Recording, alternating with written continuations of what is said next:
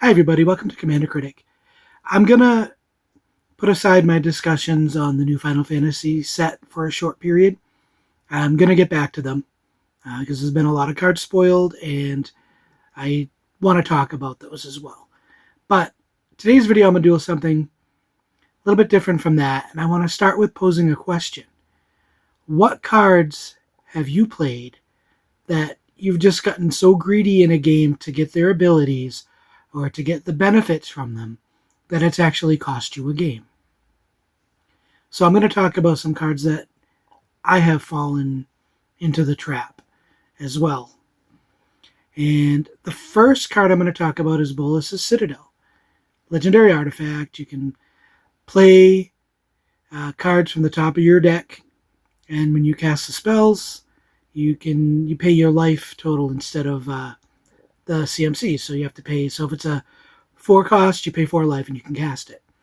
The caveat with it, it does say play, so you can play land, but if you hit your second land, then you have to stop unless there's a way to manipulate your deck. But otherwise, you can keep going. I have absolutely been so greedy with wanting to play a bunch of free spells that you keep trying to get to that point where you're going to get that winning situation and you don't, and you've just spent like 30 of your life. And then you get that next land and you have to stop, and it puts you in a really bad spot. Now, there is a combo potentially go off, like Aetherflux Reservoir, so you can turn the tides and kind of work that into some life gain. But just generally speaking, this card, kind of a trap card. I still use it, and I will still probably fall victim to that greed, but, you know, who doesn't like to have technically free spells? I mean, whatever, you have a 40 life total, but before you know it, you've spent half your life, and then you're in big trouble. But that's one of the cards that I've fallen to. The next card I want to talk about is Belladros Weatherbloom. I used to run a commander deck with Belladros as the commander. And I was always known for, no matter how many life I had, I would always cast Belladros and then quickly pay 10 life and then untap all my lands. As long as I had stuff to cast, but I would always do that.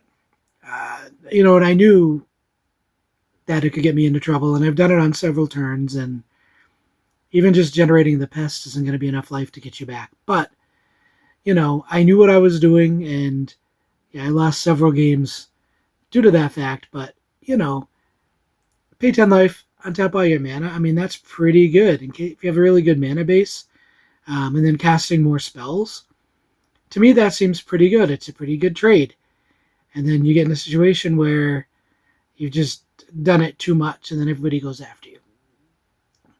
So that's kind of where that goes. Everybody knew I would always do that full send and untap all my lands and pay that life because it's what you do. It's what I did. But that card used to get me all the time, and it still does. Third card I want to talk about, and I saved this for last because this just happened recently in a game this past week, and that's why I wanted to talk about this subject today. And it is Hermit Druid.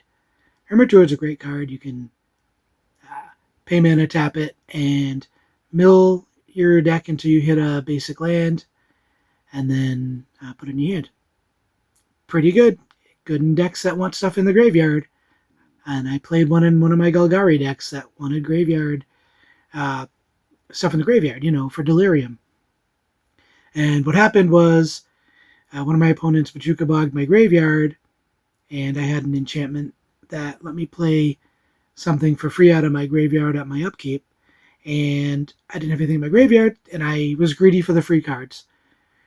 So I used the Hermit Druid, and at that point in the game, I did not realize I wasn't paying attention. I had no more basic lands in my library.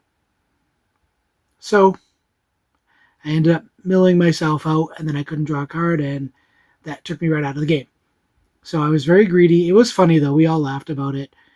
I should have paid more attention, but I didn't. I just was really excited to get something for free, and basically I got a free ticket out of the game.